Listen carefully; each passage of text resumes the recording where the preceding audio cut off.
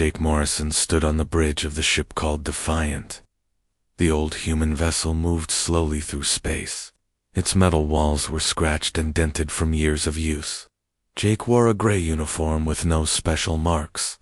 That was the rule for humans in the Galactic Confederation. They could not wear bright colors or fancy symbols. The year was 2387. Humans had been part of the galaxy for almost 200 years, but they were not free.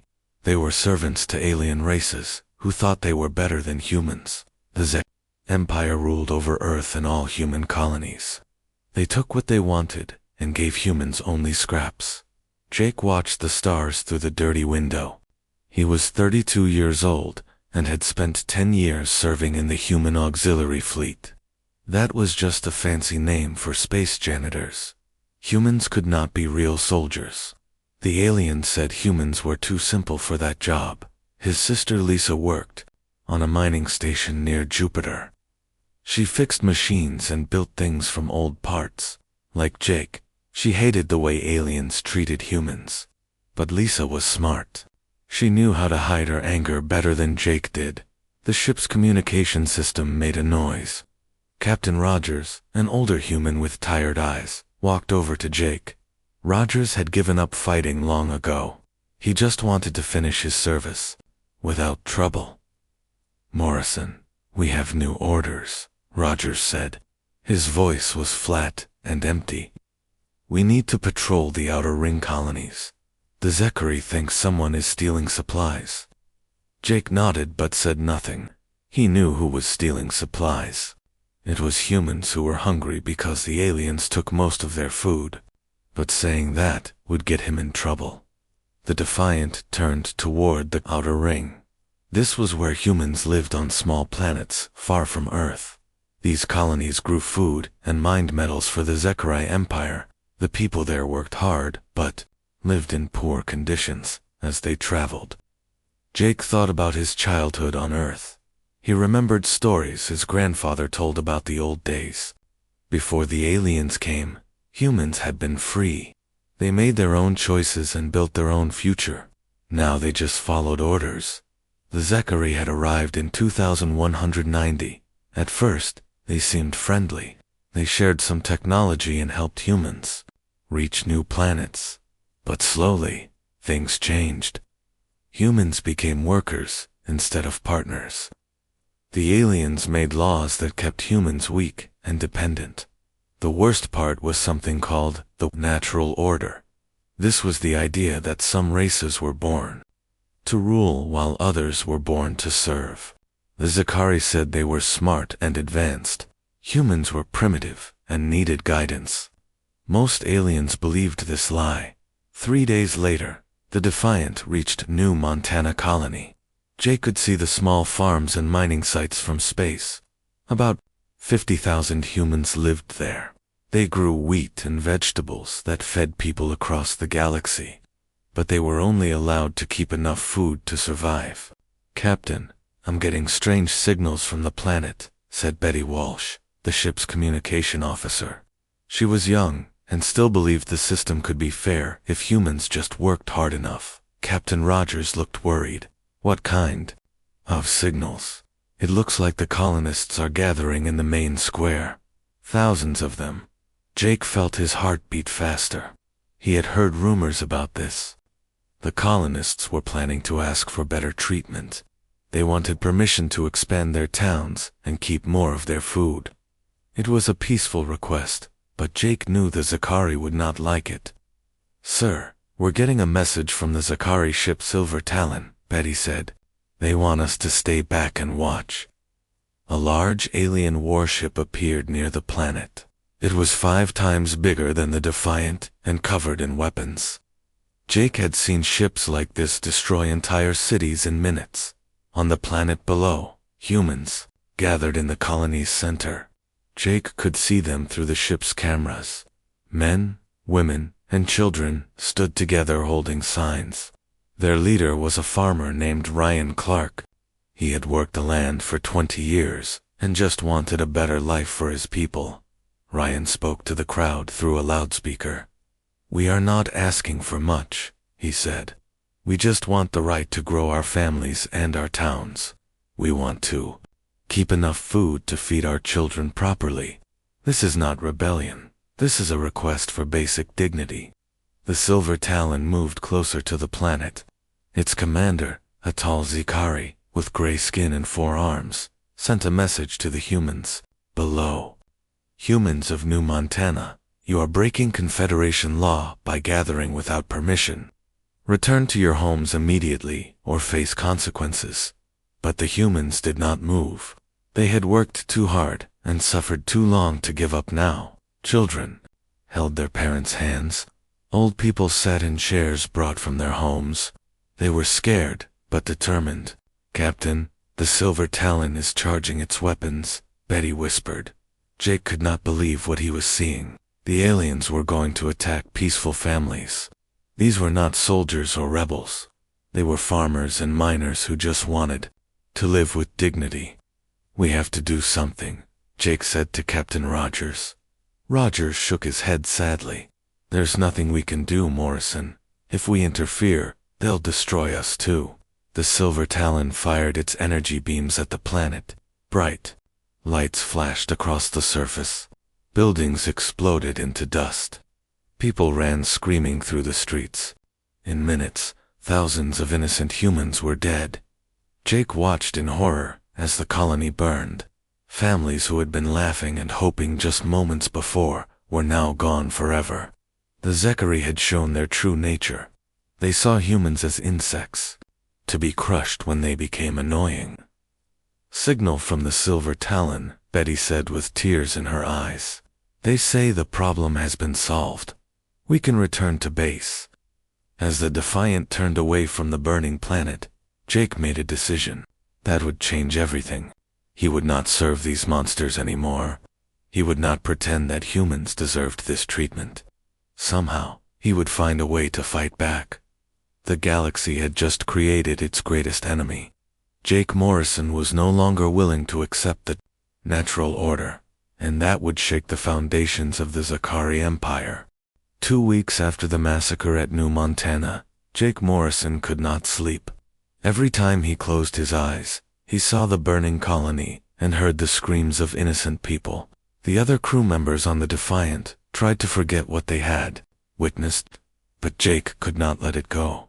He was sitting alone in the ship's small cafeteria when he got a secret message on his personal device.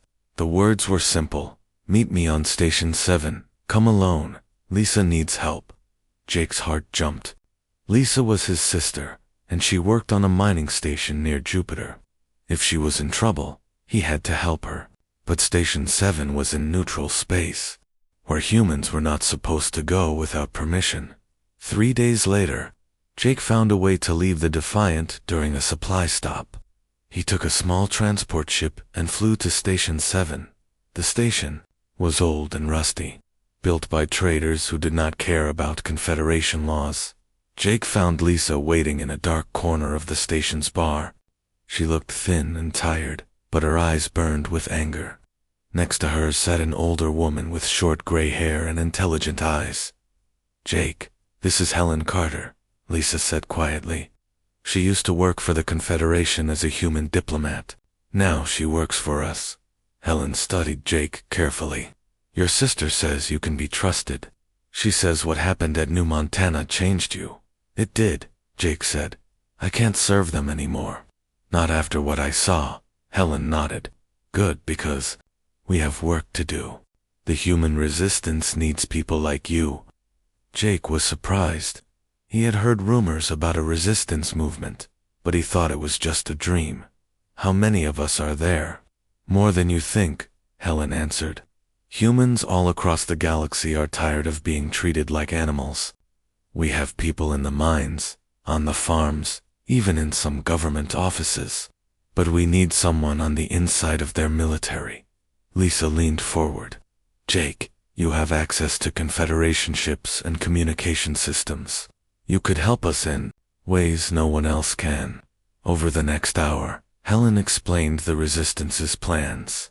They had been gathering information about Zakari weaknesses for years. They knew about secret supply routes, military schedules, and political divisions among the alien races, but they lacked the weapons and ships needed for real action. "What we need," Helen said, "is something that will shock the galaxy. Something that will show every oppressed species that the Zechari can be beaten." Jake thought about this. "What did you have in mind?" Helen and Lisa looked at each other. Then Helen spoke carefully. "There's a Zechari dreadnought called the Sovereign's Might. It's one of their most advanced warships. If we could capture it, ... double quotes, that's impossible," Jake said immediately. "Those ships have hundreds of crew members and the best security systems in the galaxy." "Not impossible," Lisa said. "Just very difficult. I've been studying their technology for years. I know how their systems work, and you know their military procedures." Helen pulled out a data pad and showed Jake pictures of the massive warship. It was beautiful and terrible, covered in weapons that could destroy planets. "The ship visits human colonies once a month to collect tribute.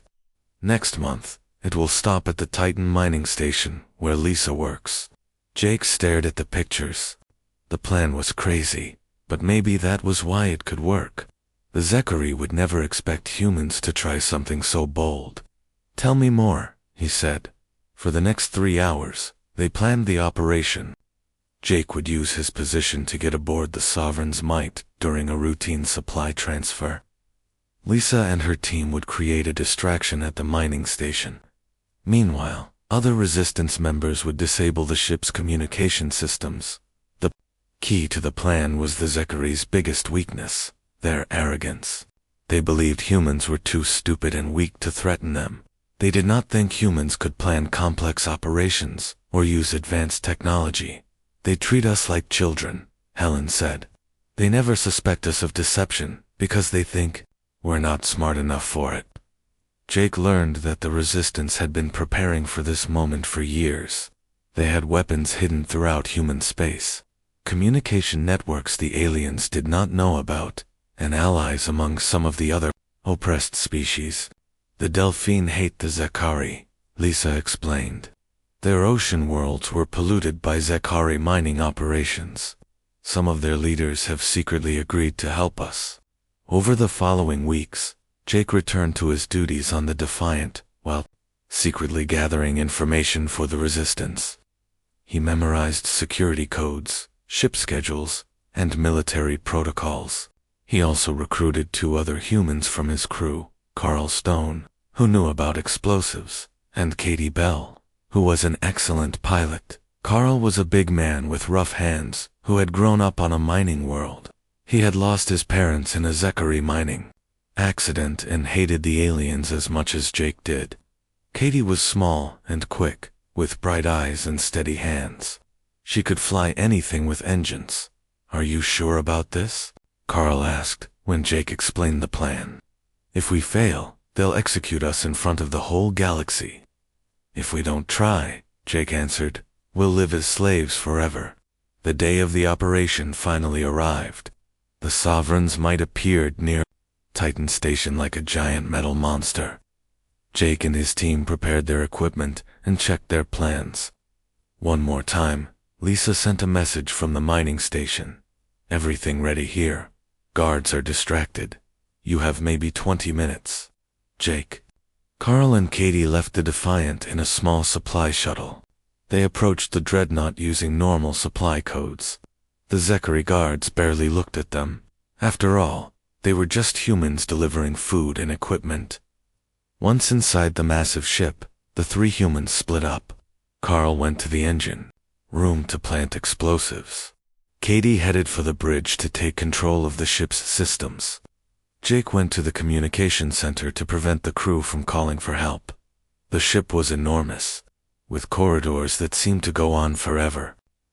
Jake had studied the layout for weeks, but actually being inside was overwhelming. Zechari crew members walked past him without paying attention. To them, he was just another human servant.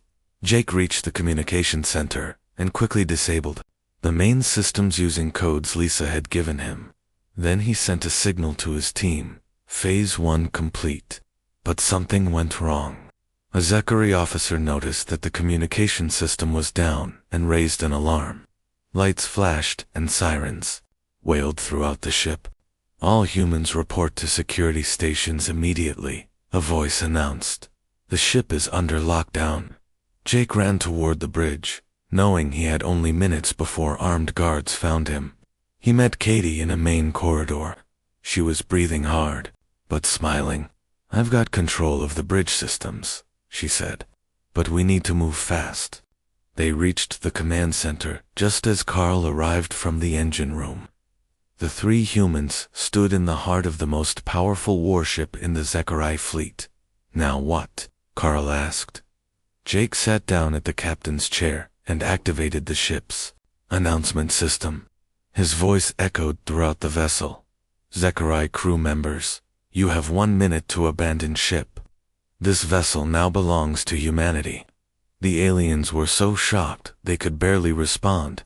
In 3,000 years of galactic history, no primitive species had ever captured a Confederation warship. As escape pods launched from the dreadnought, Jake felt something he had never experienced before: hope. They had done the impossible. Now, the real work would begin. The stolen Zachary dreadnought, now renamed Human Pride, drifted in empty space while Jake Morrison studied the alien computer systems. It had been 3 days since the capture, and already the galaxy was changing. Lisa Morrison worked at a control station, her fingers dancing over alien symbols. She had spent years learning Zachary technology, and now that knowledge was paying off. "Jake, you need to see this," she said, excitement in her voice. Jake walked over to her station. On the screen was information about every species in the Galactic Confederation. There were details about their home worlds, their military strength, and their history. "Look at this." Lisa pointed to a section about the Zachary themselves. They weren't always the rulers. 3,000 years ago, they were conquered by something called the Eternal Dominion. Jake read the information carefully. The Eternal Dominion had been the most advanced species in galactic history. They had ruled over thousands of worlds before mysteriously disappearing. The Zachary had taken over after they left. It says here that the Dominion didn't believe in the natural order, Lisa continued. They thought all species should be equal partners. This was incredible news. If the most advanced species in history believed in equality, then the natural order was just a lie the Zachary used to control others. Carl Stone looked up from the weapons console. "Jake, we're getting messages from all over the galaxy. Word about our capture of this ship is spreading fast." Katie Bell, who was learning to pilot the massive vessel, added, "Some of the messages are from other species. They want to know if we're really fighting the Zachary." Jake activated the ship's main communication system. For the next hour, he listened to messages from across the galaxy. Most were from humans, expressing support and asking how they could help, but some were from aliens. A message from the Delphine caught his attention. These were intelligent sea creatures whose worlds had been damaged by Zachary pollution. Their leader, someone called Coral Song, wanted to meet with Jake. The Delphine have stealth technology, Lisa said. "If they help us, we could move around the galaxy without being detected."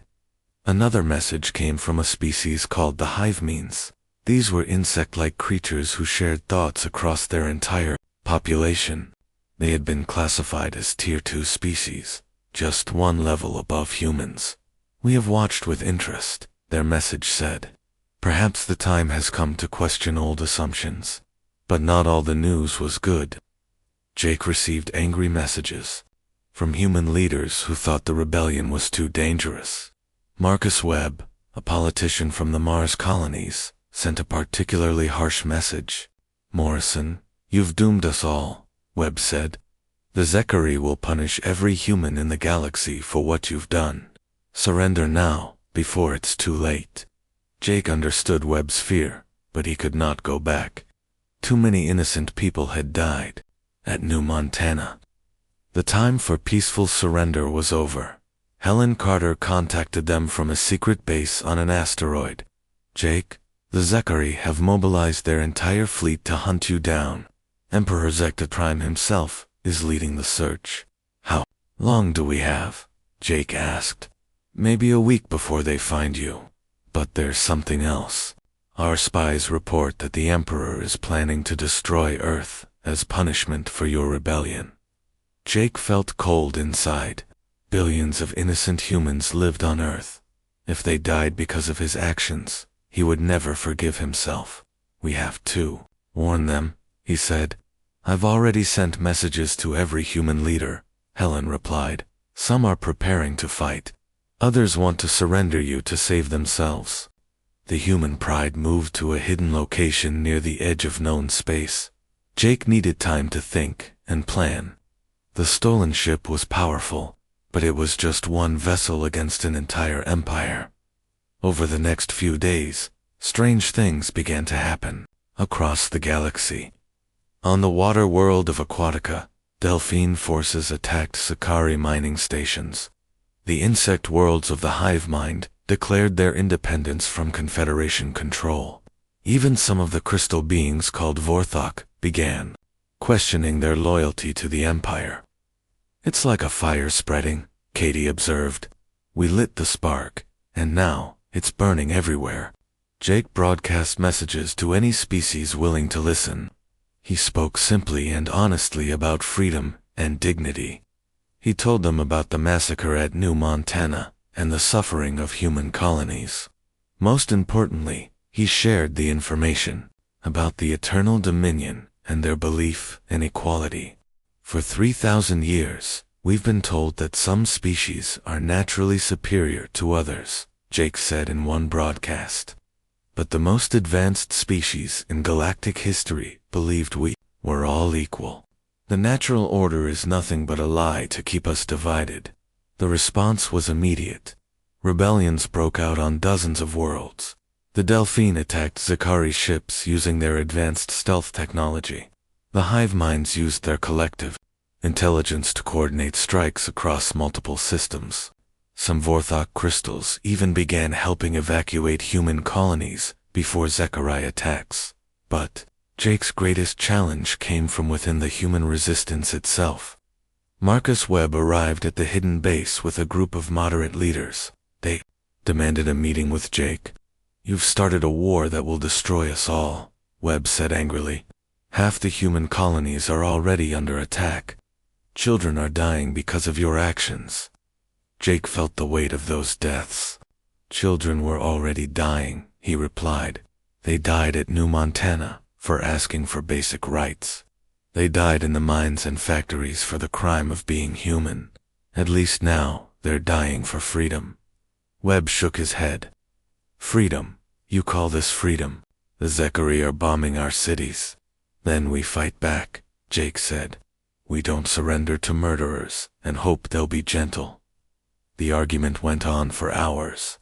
Some humans supported Jake's approach, while others wanted to negotiate with the Zekari.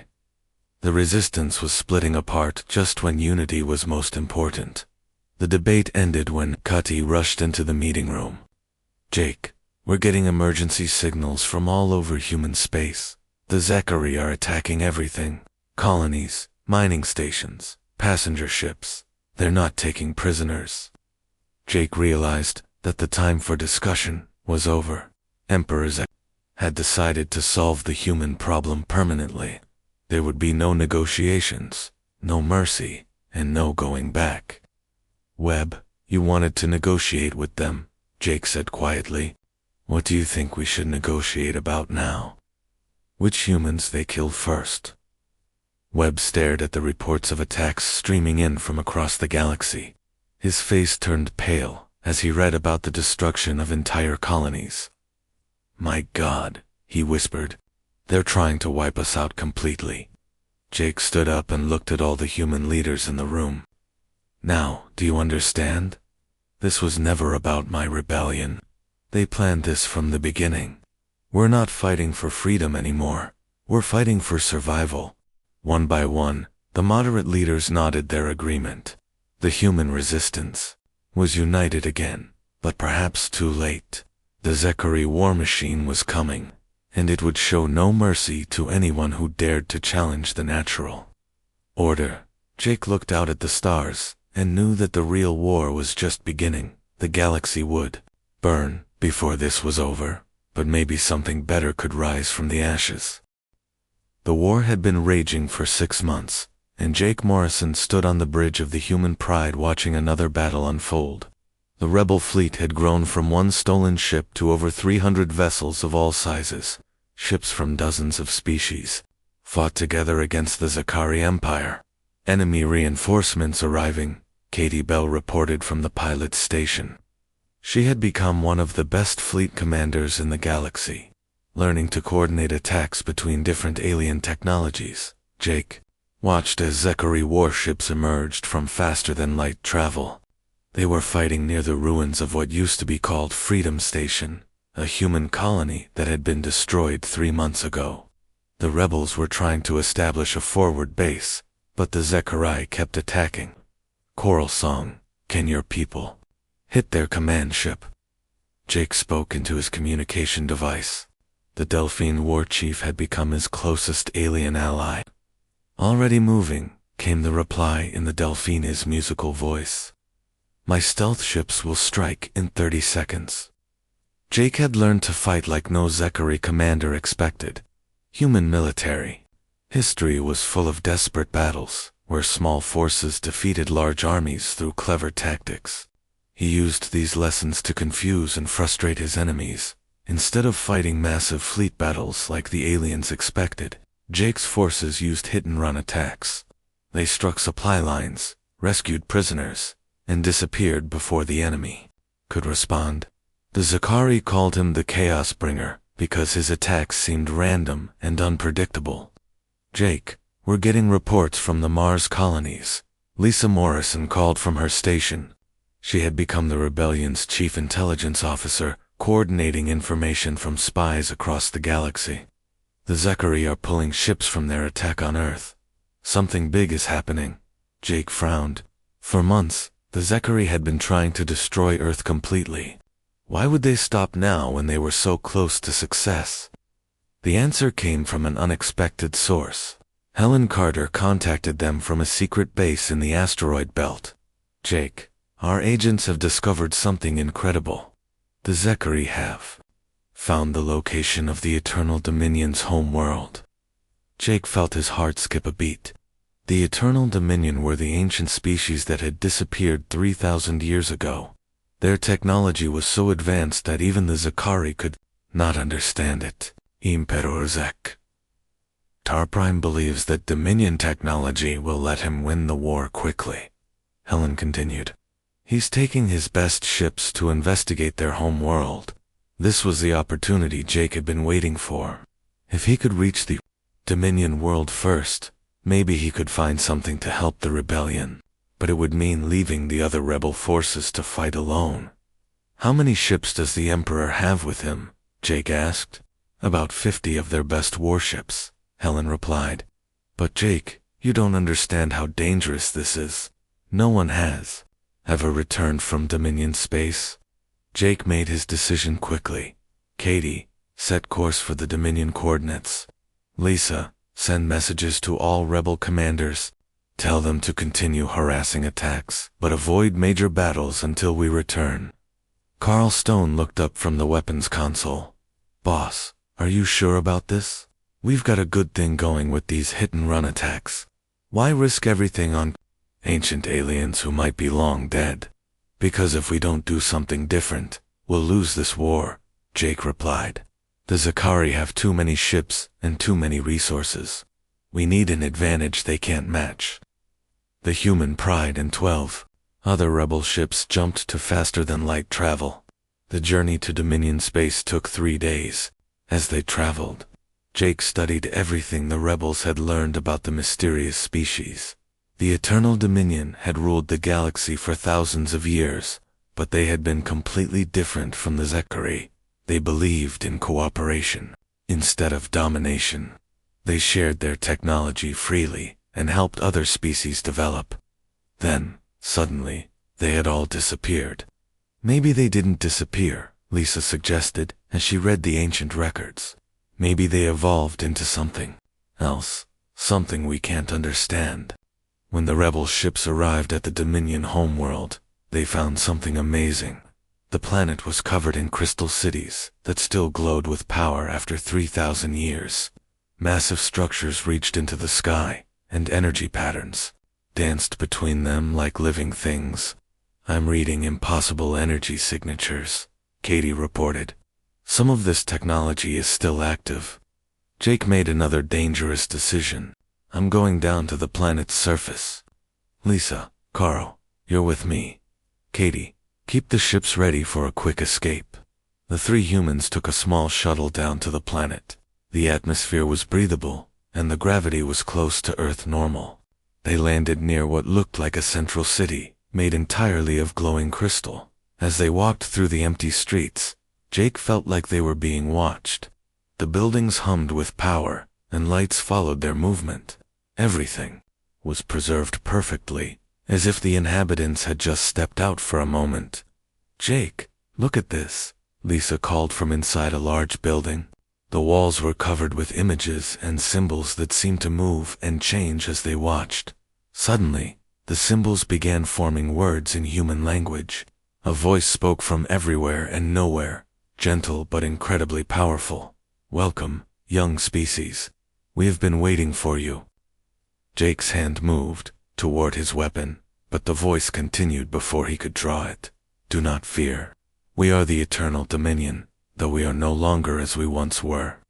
We evolved beyond physical form 3,000 years ago, but we have watched the galaxy with great interest." Carl whispered, "They're still here." "We are here and not here," the voice replied, apparently hearing his words. "We exist in a state your minds cannot fully understand, but we have seen your struggle against those who claim superiority over others." The crystal walls began showing images of the current war. Jake saw battles he had fought, human colonies under attack, and alien species joining the rebellion. He also saw the approaching Zakari fleet, led by Emperor Zektar Prime. "The Zekari seek our technology to maintain their domination," the voice explained. "But true advancement cannot be stolen or conquered. It must be earned through wisdom and compassion." "Can you help us?" Jake asked directly. "My people are dying. All the oppressed species are suffering. We cannot fight your battles for you," the voice replied. "But we can offer you a choice. In this chamber lies a device that can grant one wish to reshape the galaxy. The Zekari Emperor seeks it to make himself all-powerful, but you have found it first." A section of the crystal floor opened, revealing a small, simple-looking device that glowed with soft light. "Be warned," the voice continued. "The device responds to the true nature of the one who uses it. If used by someone who seeks only power, it will grant tyranny. If used by someone who seeks justice, it will create balance." Jake stared at the device. With it, he could win the war instantly. He could make humans the dominant species in the galaxy. He could have revenge against every alien who had oppressed his people. But he thought about what he had learned from the war. The Delphine, the hive minds, and even some Vorthok had become valuable allies. They were not the enemy. The enemy was the idea that any species was naturally superior to others. "What happens if I use this?" Jake asked. "The galaxy will become what you truly believe it should be," the voice replied. "Choose wisely, young leader. Your decision will echo across the stars for generations." Jake heard explosions outside. The Zekari fleet had arrived and was attacking the rebel ships. Katie's voice crackled over his communication device. "Jake, we're under heavy attack. The Emperor's flagship is heading for the planet." Jake picked up the device. It felt warm in his hands, and he could sense incredible power waiting to be released. Emperor Zektar Prime would be here soon, ready to use this same device to crush the rebellion forever. The most important choice in galactic history was about to be made, and Jake Morrison, a simple human from Earth, would be the one to make it. Jake Morrison held the Eternal Dominion device in his hands as explosions shook the Crystal City. Through the transparent walls, he could see Zechariah's ships firing at his rebel fleet. Emperor Zector Prime's massive flagship was descending toward the planet's surface. "Jake, we need to go now," Carl Stone shouted as debris fell around them.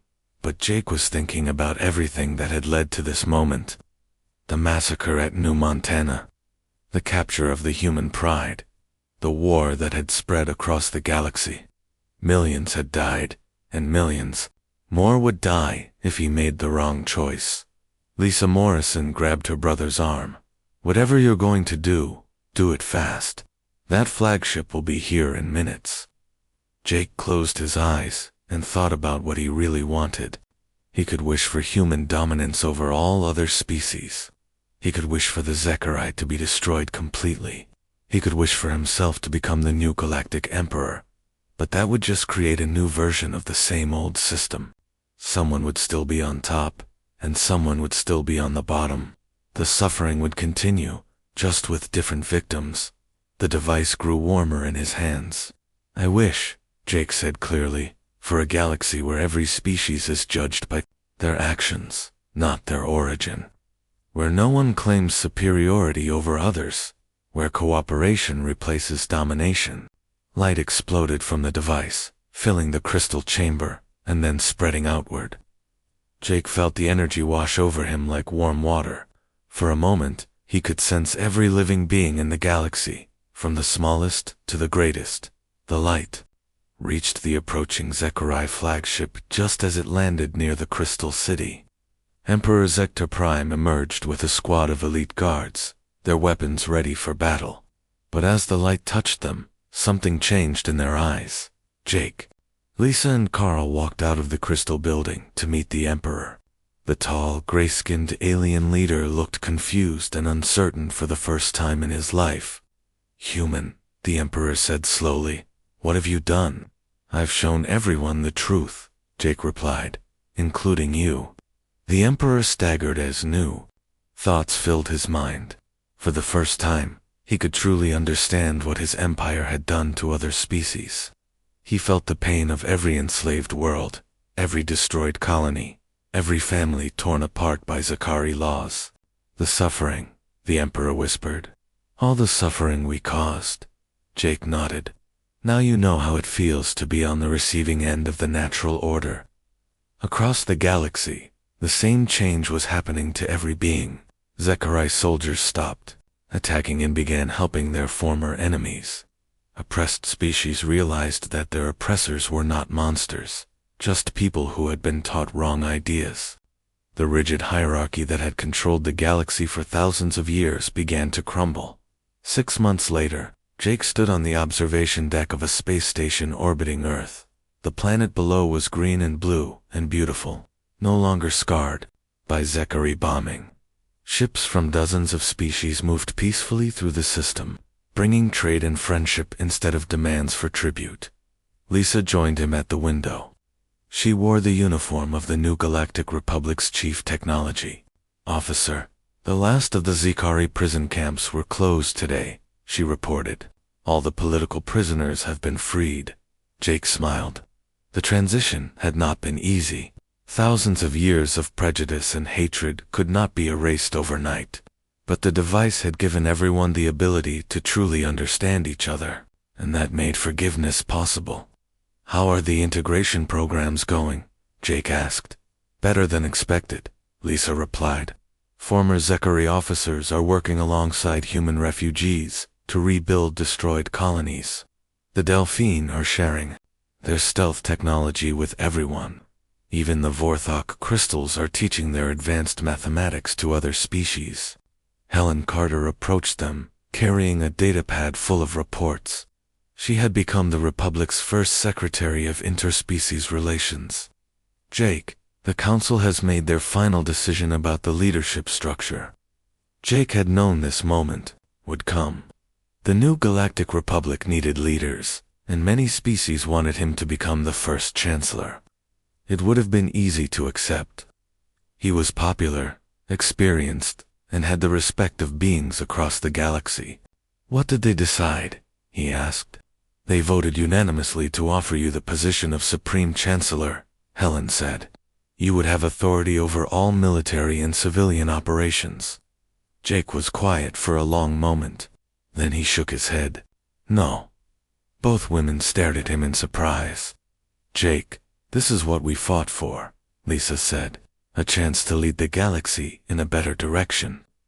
That's exactly why I can't take it, Jake replied.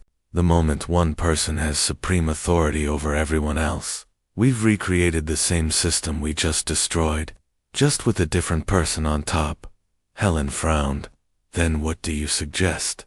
A rotating council, Jake said. Representatives from every species, taking turns as leader.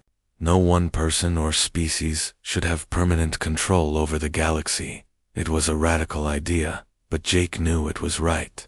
The Eternal Dominion device had shown him that true leadership meant empowering others, not controlling them. 3 years later, Jake Morrison sat in a small classroom on Earth, teaching young cadets from dozens of different species. His students included humans, reformed Zachary Delphine, Hivemeans, Vorthok, crystals, and many others. The most important lesson of the war, he told them, is that courage is not about being fearless. It's about doing what's right, even when you're afraid. A young Zachary student raised her hand. Teacher Morrison, my parents say you could have made humans the rulers of the galaxy. Why didn't you? Jake smiled. Because ruling over others is not the same as leading them. A true leader helps others become their best selves. They don't try to make others serve them. After class, Jake walked to his small home near the academy. The house was simple but comfortable, with a garden where he grew vegetables and flowers. It was a far cry from the palaces he could have claimed as Galactic Emperor. Lisa visited him that evening, as she did every week. She brought news from across the galaxy. New colonies where different species lived together peacefully. Joint research projects that were advancing science faster than ever before. Cultural exchanges that were creating art and music never seen before. Any regrets? She asked, as they sat in the garden, watching the sunset. Jake thought about the question seriously.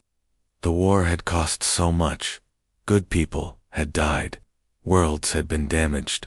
Families had been torn apart. But it had also created something beautiful. A galaxy where everyone had a chance to reach their potential. No regrets, he said finally. We did what we had to do, as the first stars appeared in the darkening sky. Jake remembered the words he had spoken during the war. Words that were now carved in the Republic's founding charter. We are all children of the same cosmos, and none of us are more deserving of freedom than any other. The galaxy was not perfect. There were still problems to solve, conflicts to resolve, and prejudices to overcome. But for the first time in thousands of years, every species had hope for a better future. Jake Morrison had started as a simple auxiliary officer on an aging human ship. He had become the leader of a galactic revolution. But his greatest achievement was knowing when to step down and let others take the lead. The stars shone down on a galaxy where cooperation had replaced domination, where diversity was celebrated instead of feared, and where the dreams of billions of beings could finally come true. One human's defiance had indeed shaken the galactic order forever, replacing it with something far better. In the end, Jake had learned the most important truth of all. Real strength comes not from controlling others, but from helping them be free.